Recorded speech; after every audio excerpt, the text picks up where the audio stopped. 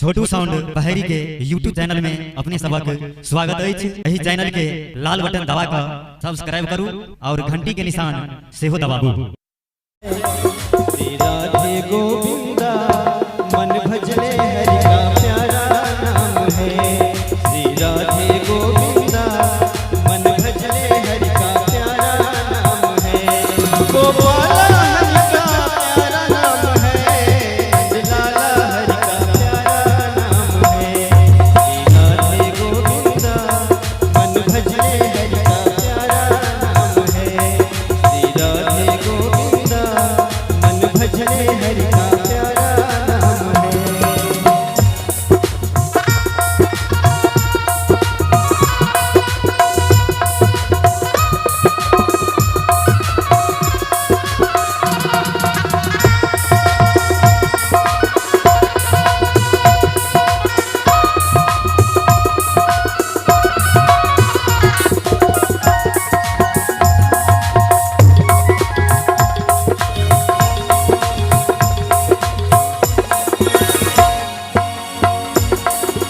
जमुना तट पर धेनु चरावे माधव मोहन मुरारी।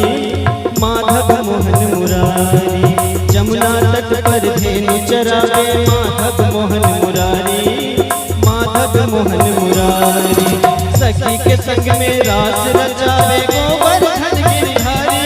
हाँ गोवर्धन गिरधारी श्री राधे गोविंदा मन भजले हरि का प्यारा नाम है।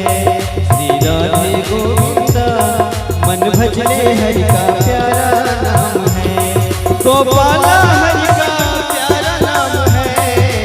लाला हरि का प्यारा नाम है। श्री राधे गोविंदा मन भजले हरि का प्यारा नाम है। श्री राधे गोविंदा मन भजले हरि का प्यारा नाम है।